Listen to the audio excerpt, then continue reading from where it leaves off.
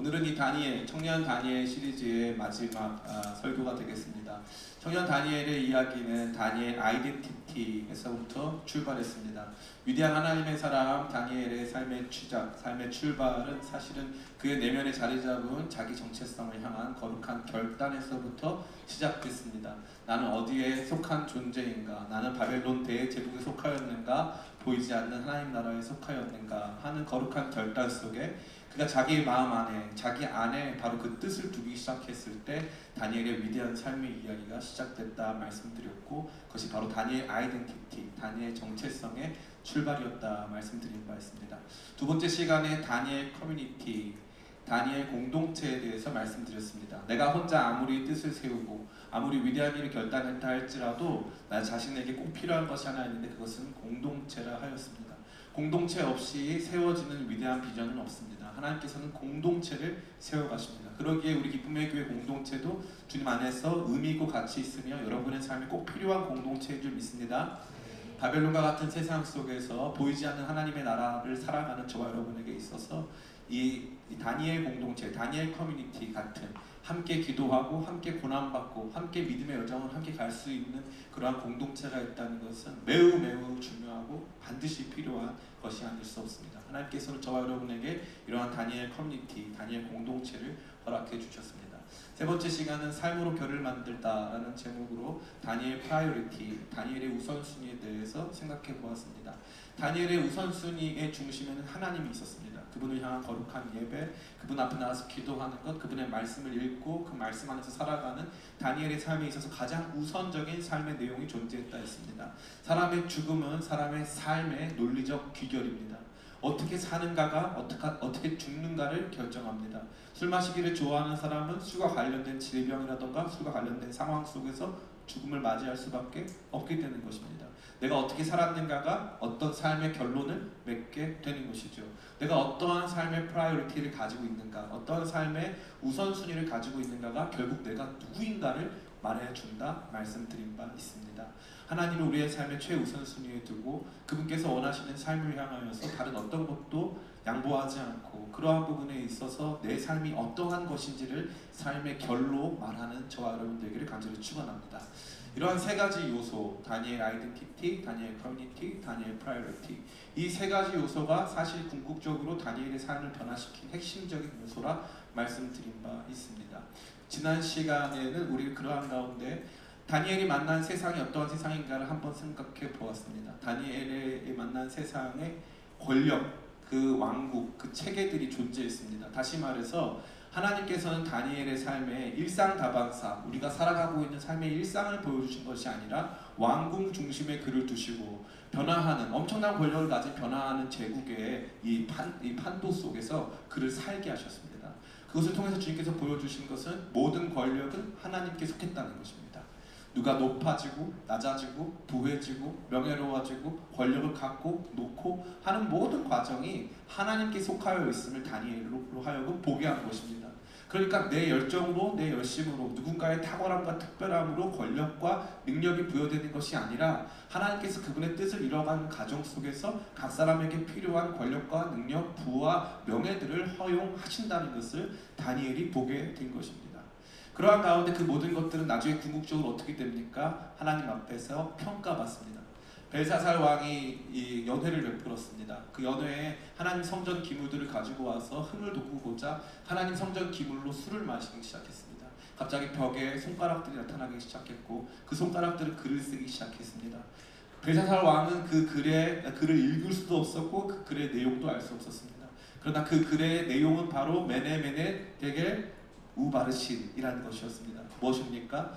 내가 재보고 재봤는데 그것을 도달하지 못했다. 그래서 결국에 너희 나라가 나누게 될 것이다. 하나님의 궁극적인 평가, 하나님의 궁극적 심판이 도래할 것을 말해준다는 것이죠. 그러나서 어떤 일이 벌어졌습니까? 실제로 바벨론 왕국은 그날 밤에 패망하였습니다.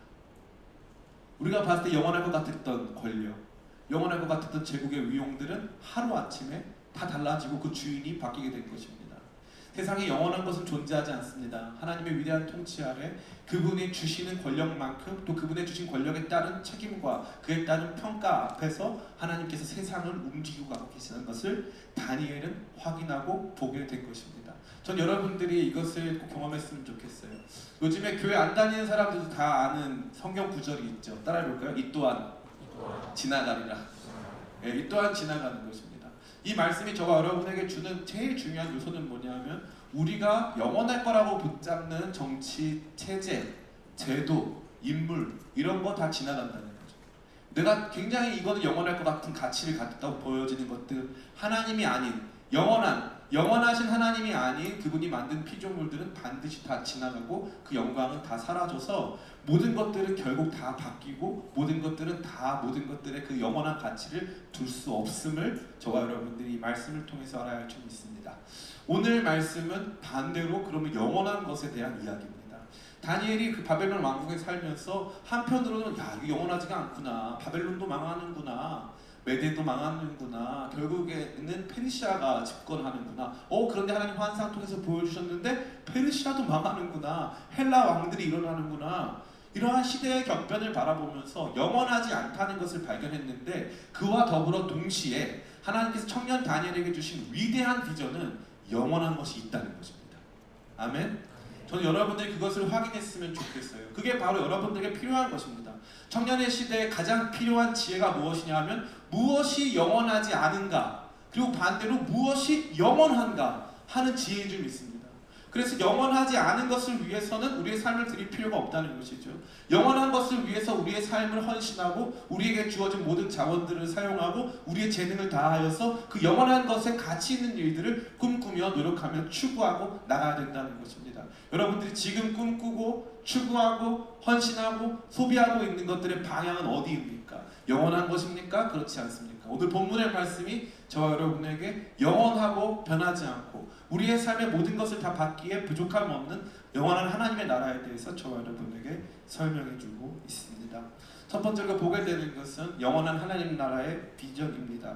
오늘 말씀을 다시 한번 같이 읽어봤으면 좋겠습니다. 2장 44절입니다. 같이 읽겠습니다. 시작. 이 여러 왕들의 시대에 하늘의 하나님이 한 나라를 세우시리니 이것은 영원히 망하지도 아니할 것이요 구국권이 다른 백성에게 돌아가지도 아니할 것이요 도리어 이 모든 나라를 쳐서 멸망시키고 영원히 설 것이라. 아멘. 느부갓네살 왕이 꾼 꿈의 내용을 다니엘이 해석해 주면서 영원한 나라의 도래에 대해서 말해줍니다. 사실 이러한 지식은 다니엘 자신에게도 없었습니다.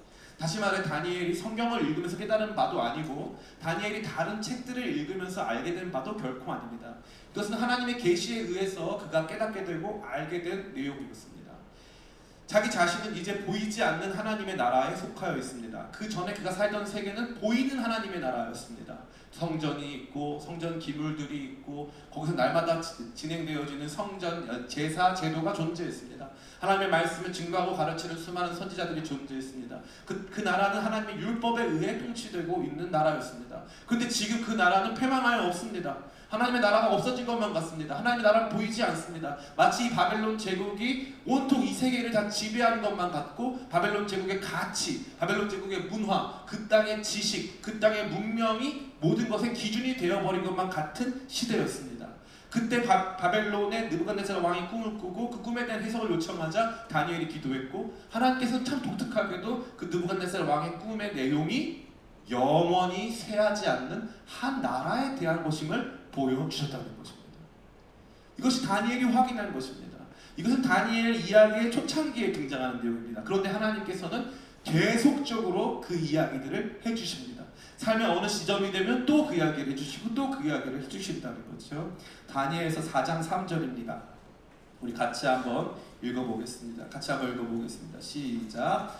참으로 크도다 그의 이적이요 참으로 능하도다 그의 놀라운 일이요 그의 나라는 영원한 나라요 그의 통치는 대대에 이르리로다. 다니엘서 4장 3절은 사실 다니엘의 고백은 아닙니다. 느부갓네살 왕의 고백이죠. 근데 느부갓네살 왕의 고백을 이토록 정교하게, 이토록 자세하게 기록할 수 있었던 것은 다니엘이 이 이야기를 직접 들었기 때문입니다. 그때 다니엘이 확인한 내용은 무엇입니까? 느부갓네살 왕이 말하기를 나의 나라, 나의 제국 바벨론이 영원한 것이 아니라 하나님의 나라, 하나님의 제국, 하나님의 나라가 영원할 것이다 라고 하는 고백을 그가 듣게 된 것입니다. 삶의 어느 지점에서 계속적으로 변하는 권력, 변하는 정치체제, 변하는 경제 환경이 아닌 변하지 않는 하나님의 나라에 대한 이야기들을 계속적으로 듣고 그 나라에 대한 생각이 커지기 시작한 것입니다. 뿐만 아닙니다. 다니엘에서 7장 13절과 14절의 내용에서도 다니엘은 이 영광스러운 장면을 또한 목도하게 되는 것입니다. 우리 13절과 14절입니다. 같이 한번 읽고 14절만 같이 한번 읽어보겠습니다. 14절 시작. 그에게 권세와 영광과 나라를 주고 모든 백성과 나라들과 다른 언어를 말하는 모든 자들이 그를 섬기게 하였으니 그의 권세는 소멸되지 아니하는 영원한 권세요 그의 나라는 멸망하지 아니할 것이니라. 아멘. 하나님께서 다니엘에게 환상으로다가 만나주시는데 또한 거기 안에도 영원한 하나님의 나라에 대한 약속이 또 등장한다는 것이죠. 그래서 다니엘서의 궁극적 관심은 보이지 않는 하나님의 나라를 믿음으로 보게 되는 것입니다. 저 여러분에게 묻고 싶습니다. 여러분 학교에서 하나님 나라가 보이십니까? 여러분 직장에서 하나님 나라가 보이십니까? 여러분 가정에서 하나님 나라가 보이십니까? 지금 이 나라 대한민국의 정치, 경제, 사회, 문화, 군사, 법률 그 어느 지점에 하나님의 나라가 보이십니까? 안 보입니다. 지금 교회는 세상 가운데 짓밟히고 있고 하나님 나라의 권세, 하나님의 영광은 이 땅 가운데 보이지 않는 그러한 시대를 맞이하고 있습니다. 바벨론이 지배하는 것 같습니다. 돈이 지배하는 것 같아요. 권력이 지배하는 것 같습니다. 좋은 백을 가지고 있지 않으면 성공할 수 없는 시대를 맞이한 것만 같습니다. 좋은 학벌을 가지지 아니하면 세상 속에서 자랑할 수 없는 우리의 모습이 나타난 것만 같은 그렇게 초라해진 우리 자신을 만나게 되는 것입니다. 밖에 나가서 내가 그리스도인이라고 말할 수가 없습니다. 교회의 이름은 너무 누추해지고 초라해져서 이제 더 이상 하나님의 나라의 영광과 권세는 보이지 않게 된 것입니다. 그런데 이상하게 예배만 드리면, 그런데 이상하게 기도만 하면, 그런데 이상하게 주님 앞에서 찬양하고 경배하며 다니엘 커뮤니티와 같은 우리 교회 안에서 서로의 꿈들을 이야기할 때 언젠가부터 주님의 말씀이 믿어지기 시작하고 영원히 쇠하지 않는 그 나라가 믿음의 눈으로 보이기 시작한다는 것입니다. 저는 여러분들의 시선을 고정시켜드리고 싶습니다. 공동체의 비전, 특별히 주님의 몸된 교회의 비전은 하나밖에 없습니다. 따라해볼까요? 공동체 비전. 하나님 나라. 예, 성도의 공동체적 비전은 하나님 나라밖에 없습니다. 성도의 개인적 비전 따라해볼까요? 성도의 개인적 비전. 성화. 성도의 개인적 비전은 거룩이요. 공동체의 비전은 하나님 나라입니다. 이것을 벗어나는 다른 종류의 이야기들은 그리 건전하거나 성경적 이야기라 할 수 없습니다. 죄송합니다. 그럼 우리 교회의 비전이 뭐 교회 성전 건축이 되면 좋을까요? 우리 배준호 형제 타투 했지만 타투를 제가 추가적으로 기도하는 가운데 준혜야 이왕 생긴 거 하나 더 새겨보자. 우리 교회의 비전이 지금 공간이 없으니까 할 수 있다 성전 건축을 한번 새겨보자. 그래가지고 타투 없는 쪽에다 할 수 있다 성전 건축하면서 뭐 그러한 종류로 성전 건축이 우리 교회 비전이 될 수 있을까요? 우리 교회 지금 150명 모이는데 200명 되는 게 비전이 될 수 있을까요? 목사의 개인적인 비전은 그럴 수 있죠. 근데 그렇지 않습니다. 우리 교회에 하나님 보내주신 사람들, 청년들, 여러가지 자원들, 에너지들을 다하여서 함께 주의 나라를 세워가는 것입니다. 사실 이미 세워져 있고 이미 이 땅 가운데 도래해 있는 그 나라를 선포하고 우리 삶의 각 영역 가운데 그것들을 온전히 세워가는 그러한 역할들을 감당하는 것이 우리 공동체의 비전인 줄을 믿습니다. 그것이 자꾸 없어지기 시작하면 하나님 나라가 안 보이기 시작하면 자꾸 세상 나라가 보여요. 저는 개인적으로 조심스럽지만 목사님들 가운데 우리 조국 이거 많이 쓰시는데요. 저는 그게 자칫 잘못하면 우리 교회 공동체를 또 주님의 몸된 자녀들을 자칫하면은 이 자문화 중심주의 혹은 잘못된 민족주의로 이끌 수 있다고 생각합니다. 우리는 민족과 국경, 이 인종 등을 넘어서 우리는 주 안에서 하나고 그리스도를 왕으로 모시는 우리가 하나님 나라 가운데 속해 있습니다. 정치 체제로서의 국가보다 더 중요한 것은 하나님 나라입니다. 그분이 왕으로 통치하시고 다스리는 하나님 나라. 세상 모든 정치가 다 왔다 갔다 바뀐다 할지라도 영원히 변하지 않는 그분의 권세, 그 권세가 오늘 우리가 살아가는 이 시대, 이 공간과 시간을 지배하여 우리를 통하여 그분의 주권이 나타나는 것. 그것이 우리 공동체의 비전이 되기를 간절히 소원합니다. 그 꿈이 우리 가운데 회복되지 않으면 자꾸 우리는 작은 것에 힘들어하는 것이죠. 작은 것에. 작은 것에 힘들어하면서 그게 전부인 것처럼 생각할 때가 너무나도 많다는 것입니다. 성도의 개인적인 문제도 마찬가지입니다. 진로 중요하죠. 특별히 뭐가 중요합니까? 청년들에게 나 이거 중요한 것 같다. 우리 아픈 변호사님? 그렇죠, 연애. 연애가 그 중요한 것입니다. 네. 지금 얼마 전에 본인만 사모님이 없어서 나중에 사모애들랑 같이 참여하겠다고 이런 얘기를 한 적이 있어요. 사모님 본인 입에서 한 말입니다. 제가 한 말은 아니고요. 네, 그랬던 망언을 일삼습니다.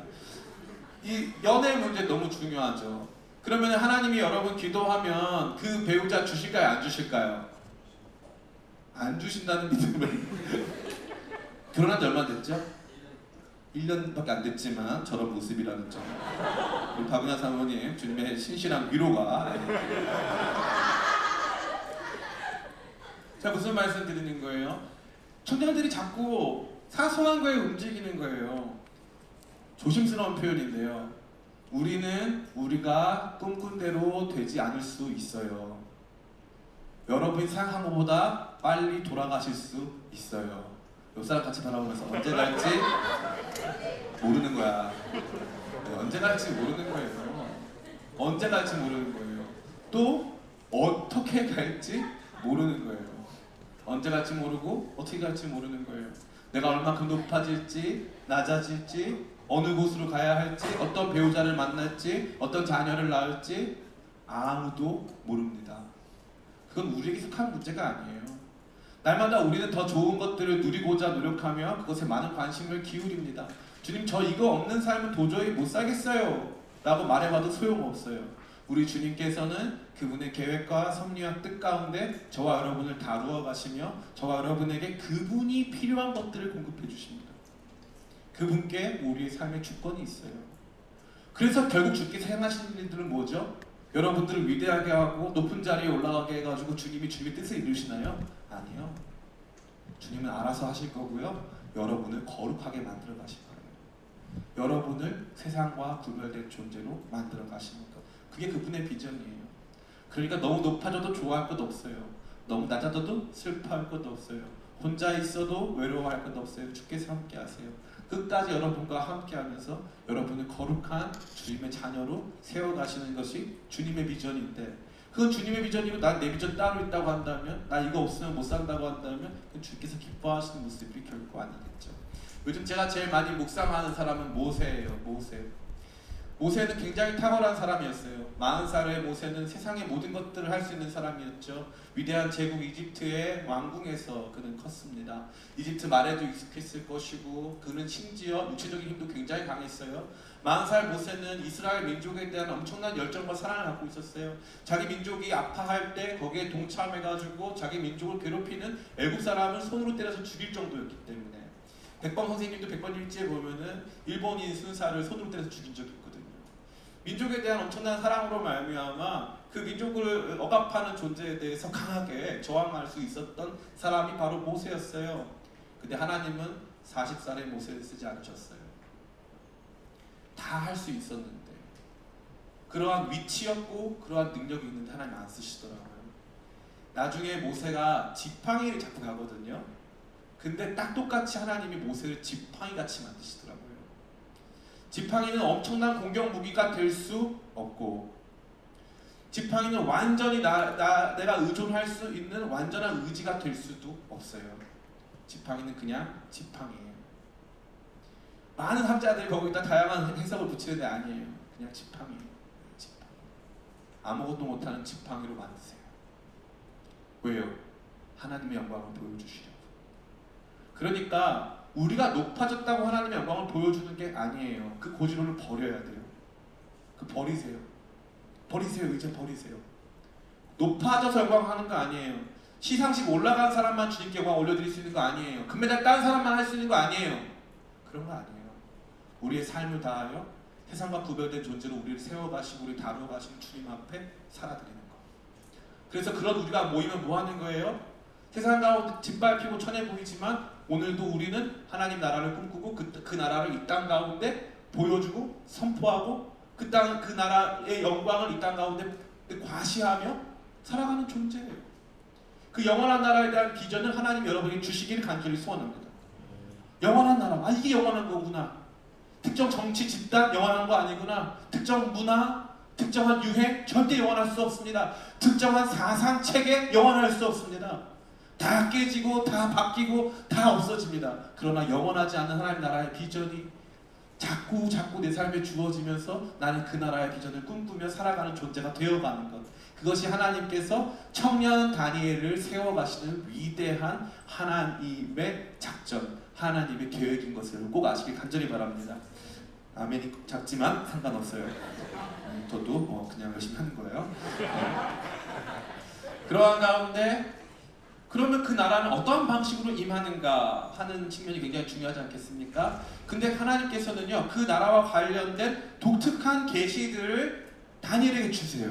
그냥 단순히 그 영원한 나라가 있어, 그 나라가 올 거야, 이러한 종류의 이야기뿐만 아니라 그 영원한 나라가 구체적으로 어떠한 모습으로 임하게 될 것인지에 대해서 비록 다니엘이 다 이해하지 못한다 할지라도, 다 알 수 없다 할지라도 그 이야기를 주십니다. 그것은 바로 무엇입니까? 인자와 같으니.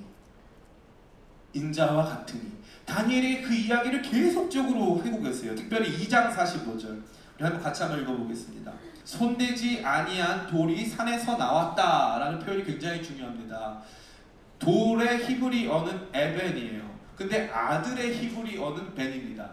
그래서 돌과 아들의 연관성, 다시 말해 돌과 아들의 언어 유희가 아주 많이 등장해요.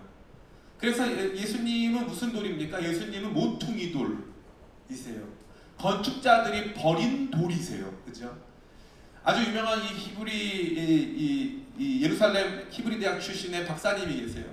그 박사님이 논문을 썼는데 예수님은 목수인가 석수인가에 대한 논문이에요. 답이 뭐 같아요? 예수님은 석수였다는 거예요. 오, 목사님, 성경에 예수님이 목수였다고 나오는데요. 예수님이 목수였다고 나오는데 이스라엘에 나무가 많아요, 없어요? 최근에 갈릴리 호수에서 배가 한 척 발견됐어요. 그냥 일반인들이 사용하던 어선이었습니다. 갈릴리 호수에서 발견된 어선, 일반인들이 사용하는 굉장히 일상적인 어선이었는데 그 어선의 나무가 레바논산이었어요. 그 말은 뭐예요?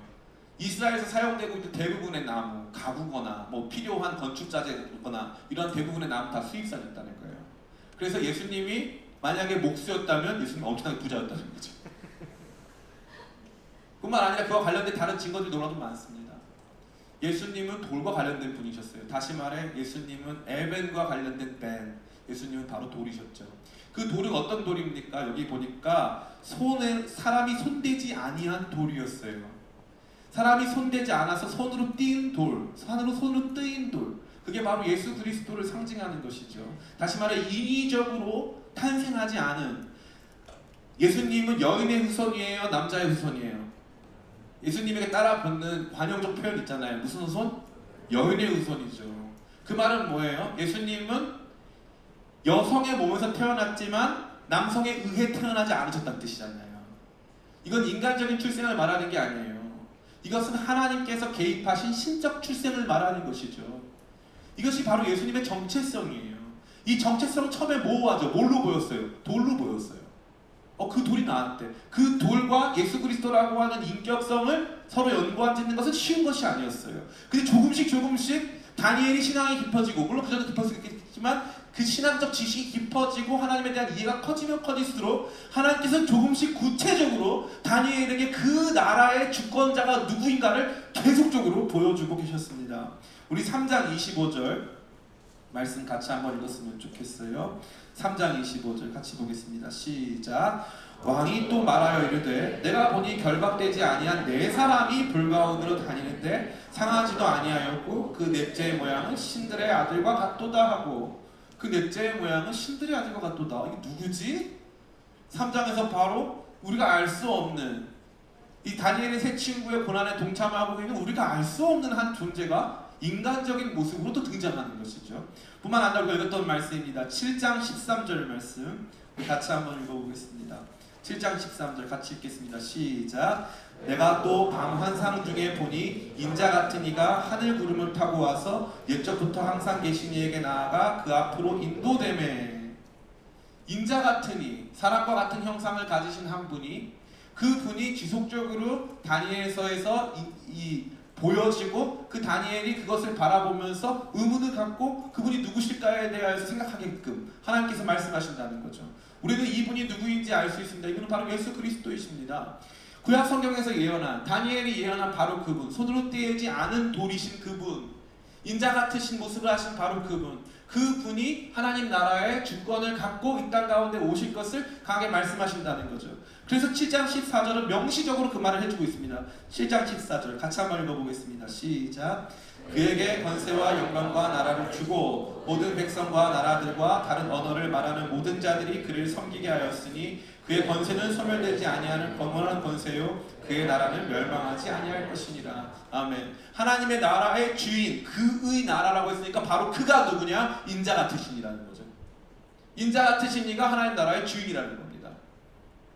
하나님 나라의 주인 되신 그분이 저와 여러분에게 말씀하십니다. 회개하라, 천국이 가까이 왔다. 예수님 공생의 사역의 첫 번째는 종말론적 의미에서 천국의 선언입니다. 다시 말해서 다니엘서에서 예언된 하나님의 나라의 모습이, 하나님 나라의 궁극적 도래가 예수 그리스도와 함께 이 땅에 임하였음을 보여준다는 것입니다. 다시 말해 예수님께서는 다니엘서에 예언된 바로 그 인자 같으신 분이라는 사실인 것이죠. 사랑하는 청년 성도 여러분, 저와 여러분은 지금 그리스도인으로 이 자리에 앉아 있습니다. 아멘. 제가 제일 어려워하는 것 중에 하나는 뭐냐면은 깊이 없는 그리스도교예요. 깊이 없는 기독교. 그 말은 뭐냐면 우리는 생각보다 엄청난 수준, 다시 말해서 내가 필요한 것을 구하고 기도하고 나에게 위로를 주시고 이 여러 가지 면에서 나를 건전하고 선한 삶으로 인도하시는 삶의 윤리를 제공하는 하나님이 아닌, 제가 아니라 그랬어요. 그 수준이 아니라 그랬어요. 그 수준이 아닌 영원한 하나님 나라를 이 땅 가운데 도래케 하신, 이미 그 나라가 여기 도래해 있고 우리가 그 나라를 지금 선포하고 이 땅 가운데 보여주고 있다라고 하는 종류의 더 깊이 있고 더 세계를 바꿀 수 있는, 그래서 니콜라스 워터스트로프라고 하는 교수님이 하버드 철학과 교수님이신데 이분이 전미 철학회 회장으로 지내신 분이죠. 이분이 장로교 신자인데 이분이 뭐라고 말하냐면 기독교는 세계 형성적 종교다. 세계의 역사를 바꿔왔다는 거죠. 그게 우리가 믿는 신앙이에요. 우리는 세상을 바꾸고 있는 거예요. 예수 그리스도의 나라, 인자로 이 땅 가운데 오셔서 모든 구약 성경의 예언을 성취하신 그분의 나라가 지금도 세상의 정권이 바뀌고 제국이 달라진다 할지라도 지금도 건재하게 이 땅 가운데 남아있다는 것입니다. 제가 선교학교를 통해서 여러분에게 무슨 말씀 드렸습니까? 하나님의 나라는 예수 그리스도의 이 땅에 오신 이후에 단 한 번도 작아진 적이 없다고 말씀드렸어요. 단 한 번도. 단 한 번도 그 나라는 작아진 적이 없어요. 한국에선 작아져 보이죠. 그렇지 않습니다. 한국에서 작아지면 중국에서 부흥이 일어나요. 중국에서 작아지면 인도에서 부흥이 일어납니다. 인도에서 작아지면 아프리카에서 부흥이 일어나요. 아프리카에서 작아지면 남미에서 부흥이 일어납니다. 남미에서 작아지면 유럽에서 다시 부흥이 일어나기 시작합니다. 지금 전 세계적으로 가장 큰 부흥이 일어나고 있는 지역은 바로 무슬림 지역입니다. 무슬림 지역에서는 성령께서 꿈에 나타나셔서 사람들이 예수님에 대한 증언을 듣고 놀라운 회심이 일어나기 시작했어요. 우리가 믿는 신앙이 너무 좁아요. 한반도 신앙. 그래가지고 북한을 못 넘어. 우리 신앙은 북한을 못 넘어요. 북한을 지나 저 중국을 넘어서 대륙을 향해 가야 되는데 우리 믿음은 그렇게 못 갑니다. 그렇게 배워왔어요. 여기에서 공부 열심히 해가지고 돈 많이 벌어서 교회 헌금해라. 왜 그 차원에 머물러 있는 건지 이해를 할 수가 없어요. 주님은 그 나라를 주시는데 우리는 그 나라에 대한 비전을 상실했어요. 세상은 그 나라에 대한 기대를 갖고 있는데 정작 우리 자신은 그 나라에 대한 영광스러운 비전을 상실했어요. 그 나라를 말씀 그대로 성취하사 이 땅에 하나님 나라가 도래했다고 선언하신 예수 그리스도의 그 선언 앞에 우리는 떨지 않습니다. 그것은 마치 우리의 삶과 아무 관련이 없는 것처럼 생각해요. 그렇지 않아요. 그 나라는 지금 이 땅 가운데 도래한 줄 믿습니다. 예수 그리스도께서 하나님의 나라를 이 땅 가운데 가지고 오셨어요. 그리고 그분께서 다시 오실 때 그 나라가 이 땅 가운데 완전히 도래할 것입니다. 오늘 우리는 그 나라의 일원으로 살아가는 것입니다. 다니엘로 하여금 계속적으로 보게 했습니다. 그 나라가 결국 뜨인 돌에 의해서 모든 제국이 그 뜨인 돌 앞에서 무너질 것이고 인자 같으신 이가 하늘로부터 권세를 받아서 세세무궁토록 다스릴 것이고 그분과 함께 우리가 왕노릇할 것을 계속적으로 말씀하고 있다는 거죠. 다니엘아 잘 들어라. 너 지금 바벨론에서 총리하고 있지? 야, 이 나라 영원하지 않아. 너 지금 바벨론에서 누리고 있지? 이 나라 영원하지 않아. 만약에 다니엘이 그 나라에서 굉장히 찌그러진 삶을 살면서 굉장히 고통 속에 있었다면 아마 많은 사람들이 다니엘에게 이렇게 말했을 거예요. 너는 잘 못 사니까 너가 가지고 있는 이 궁핍과 너가 가지고 있는 여러 가지 이 박탈감과 너가 가지고 있는 어떤 심리적 한계로 말미암아 잘못된 꿈을 꾸고 있을 거야. 그렇지 않습니다. 다니엘은 젊은 시절부터 왕궁에 들어가서 왕의 음식을 먹고 바벨론 교육을 받았어요. 젊은 시절부터 얼마든지 바벨론 제국 안에서 성공 가도를 달릴 수 있는 여러 가지 조건들이 주어졌습니다. 그런데 이상하게 다니엘의 마음 안에는 그가 마음의 결단을 한 이후부터 자꾸 바벨론이 안 보이고 하나님 나라가 보이는 거예요. 자꾸 하나님 나라가 보이는 거예요. 이상하게 나는 이 나라가 좋아야 되는데 안 좋아. 익숙하지가 않은 거죠. 이 한동대 설립하신 김영기 총장님이 중국에서 열리는 중국 기독교 지도자 컨퍼런스에 참가하셨어요. 거기에는 아주 대단한 사람들이 많이 암암리에 모였는데 암암리에 모인 사람 중에 진짜 중국을 움직이는 경제계의 엄청난 분들이 거기 모였다는 거예요. 근데 그 중에 한 회장님이 이 총장님을 모시고 총장님 제가 보여드릴 것이 있습니다 하고 자기 집무실에 들어간 다음에 버튼을 딱 누르니까 갑자기 문이 쫙 열리면서 거기 한 십자가가 있는 한 방이 나타나요. 그러면서 뭐라고 하냐면은 총장님 이거 뭔 줄 아세요? 제가 여기서 기도하는 방입니다. 제가 여기서 하나님 나라를 위해서 기도해요. 그분은요 얼마든지 그 돈을 가지고 누리고 자기 명예를 가지고 누릴 수 있어요. 그죠? 근데 이상하게 하나님 찾아오시는 거예요. 이상하게 하나님 찾아오셔서 야, 내가 너한테 할 말이 있다. 나와 함께 세계를 경영하자. 나와 함께 내 나라의 영광을 이 땅에 보여주자. 그렇게 말하는 거예요. 그 사람이겠습니까? 사람이 한 게 아니잖아요. 하나님께서 그러한 사람들을 세워가시는 그 사람은 보이는 거예요. 그 사람은 보여요. 하나님 자꾸 그 말씀을 주시니까 그게 가슴 떨리듯 다가오기 시작하니까 하나님의 나라를 보기 시작하고 바로 인자와 같으신 이로 말미암아 이 땅에 구체적으로 도래하게 될 하나님 나라를 믿기 시작하는 것입니다. 사랑하는 성도 여러분, 사랑하는 청년 성도 여러분, 여러분에게 필요한 것이 바로 이것입니다. 제가 지난주에도 말씀드렸죠. 저희가 이제 신앙생활을 한참 할 때 90년대만 하더라도 방은 다 좁은 방에서 살았는데 아까 우리가 같이 불렀던 찬양, 성가대 불렀던 찬양 선포하라. 주님의 영광을 선포하라. 방은 좁고 가족들은 많고 여러분 뭐 1988 봤잖아요. 응답하라 1988 그죠? 거기 막 좁고 그런데 교회만 오면은요 높고 위대하신 주님을 찬양해요. 하늘 위에 주는 높이 들리며 삶은 엄청 찌글찌글한데 거기 가가지고 하늘 위에 주는 높이 들리며 하나님께 영원히 그 영광과 권세와 부와 능력이 주님께 영원히 있습니다 막 선포하는 거예요. 그런데 너무 재밌는 게 오늘 우리 이 시대는요 너무 많은 것들 좋은 것들을 누리잖아요. 나 스마트폰 없다. 제가 사드릴게요. 안병희 집사님 어디 갔어요? 우리 안병희 집사님 좀 살짝 해주세요. 네? 스마트폰 없다. 다 스마트폰이 있어요. 손안에 세계가 있지 않습니까? 뭐가 부족합니까? 부족한 건 없이 다 잘 사잖아요. 그런데 우리가 믿는 신앙이 너무 작아요. 예수님은 구원자도 되고 치료자도 되는데 예수님의 나라가 없어요. 예수님의 나라가 없어요. 너무 안타까운 거죠. 이 부분은 마지막 세 번째 이야기로 저와 여러분을 이끕니다. 목사님 좋습니다. 하나님의 나라가 있다고 치십시다. 그리고 그 나라가 예수 그리스도에 의해서 이 땅 가운데 도래했고 역사적으로 도래했고 그 나라가 지금 역사에 말한 대로 작아지지 않았고 세계에서 그 영향력을 확대해 나가고 있고 그 통치가 지금 임하고 있다면 나랑 무슨 상관입니까? 그죠? 나랑 무슨 상관입니까? 이 이야기 가장 중요한 얘기 아니겠습니까? 다니엘에게 있어서 그럼 이 하나님의 나라는 미래에 속한 나와 관련 없는 더 거시적인 그러한 이야기로 남아있었는가? 아닙니다. 이게 제일 중요한 거예요. 아니라는 거예요. 다니엘은 그 나라의 현존 속에 살고 있었어요. 자, 같이 말씀 보시겠습니다. 아까 읽었던 말씀이에요. 3장 25절 말씀 같이 한번 읽어보겠습니다. 3장 25절 같이 읽습니다. 시작. 왕이 또 말하여 이르되 내가 보니 결박되지 아니한 네 사람이 불 가운데로 다니는데 상하지도 아니하였고 그 넷째의 모양은 신들의 아들과 같도다 하고. 아멘. 분명히 바벨론 절대 권력자 느부갓네살 왕에 의한 이 처형이 집행되고 있었습니다. 하나님께서는 그들을 구원하실 수 있었겠죠. 우리가 생각하는 방식대로 들어갔는데 불에 의해서 조금도 그을리지 않았다. 영광스러운 일이죠. 그럴 수 있겠죠. 근데 참 놀라운 것은 불필요하게도 거기에 특정한 환상이 추가되는데 그 추가되는 환상은 한 사람이 더 있다는 거예요. 그 안에 불꽃이 막 일어나는데 엄청나게 뜨거운데 사람들이 거기서 막 타 죽는데 거기에 한 사람이 더 있었다는 거죠. 그 한 사람은 왜 거기 들어갔습니까? 예수 그리스도의 거룩한 왕권에 의한 하나님 나라의 현존을 보여주는 그림이 되는 것입니다. 하나님께서 우리가 고통당할 때, 하나님 나라를 위해 살아가는 저와 여러분들이 고통당할 때 우리와 함께 하십니다.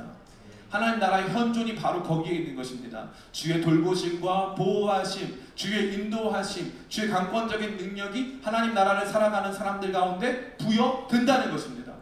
저는 많은 분들이 이 기적을 누리기를 간절히 소원합니다. 제가 제일 많이 경험하는 건 뭐냐면은 선교 현장에 됐건 목회 현장에 됐건 주님의 나라를 위해서 헌신하고 그 나라를 위해 싸워가는 사람들만큼 하나님의 기적을 많이 경험하는 사람은 없다는 것이죠. 하나님의 기적을 많이 경험하게 됩니다. 그런데 삶에 앉아서 마치 TV를 보듯이 정글의 법칙을 보듯이 뒤로 앉아가지고 야, 저 선생님 대단하시다. 거기 김병만 선교사님이셔. 대단하시다. 야, 일단 못하는 게 없으시네. 이러면서 관람하는 태도로 TV를 보듯이 신앙생활을 하면 그 은혜, 그 영광, 주님의 나라의 현존을 경험할 수 있다 없다? 없다는 거죠. 경험 못해요. 그게 제일 문제예요. 오늘날 수많은 교회가 성도들을 TV 앞에 앉혀놨어요. TV 앞에 앉혀놓고서 하나님 나라의 현존을 백날 얘기해도 목사님 저는 모르겠어요. 저는 진로가 중요하고요. 목사님 저는 관계가 제일 중요하고요. 목사님 저는 공동체가 제일 중요하고 가족이 제일 중요합니다. 잘못된 신앙입니다. 가짜예요. 가짜입니다. 가족보다 중요한 게 있어요. 가족이 제일 중요한 것이었다면 많은 사도들은 목숨을 잃을 필요가 없습니다. 삶의 성공이 제일 중요한 것이었다면 많은 사도들은 자기의 삶을 순교의 제물로 올려드릴 필요가 없습니다. 더 중요한 무언가가 있어요. 그리고 그 나라를 추구하고 그 나라를 믿고 따라가는 사람들의 삶 속에 하나님의 현존, 하나님 통치의 현존이 나타나는 것입니다. 사랑하는 청년 성도 여러분, 제가 이 말씀을 준비하면서 이 많은 걱정이 있었어요. 뭐냐 하면 괴리, 여러분의 삶과 하나님 말씀의 괴리가 너무 클까봐. 특별히 요즘 살아가는 우리 청년 성도들의 삶의 이야기를 들어보면 그들이 고민하고 있는 것과 하나님 나라가 죄송하지만 무관해 보이기 때문에 여러분에게는 필요 없는 것들을 제가 마치 그냥 이 꼰대 마냥, 지금도 별명 꼰대 아닙니까? 그래서 꼰대 마냥 계속 이렇게 여러분들에게 제시하는 것이 여러분에게 무슨 의미가 있을까? 이 말씀 끝나고 나서 그래 내가 하나님 나라를 얻었어, 하나님 나라 현존을 경험하리라, 이런 사람들이 있을까? 제 마음은 사실 없다는 생각이 컸어요. 그래서 이 설교 하고 싶지 않았어요. 목사는 살면서 하고 싶지 않은 설교가 있어요. 그 중에 하나가 이런 설교예요. 하나님 나라의 현존, 인자와 같으신 예수 그리스도, 이런 거 안 하고 싶죠. 제가 제일 하고 싶은 설교, 하나님께 나아가는 길, 나아만 갑니다. 이런 거 조회수 300 넘었잖아요. 이런 것만 하고 싶어. 그런데 그것만 하면은 안 돼요. 다시 생각하셔야 돼요.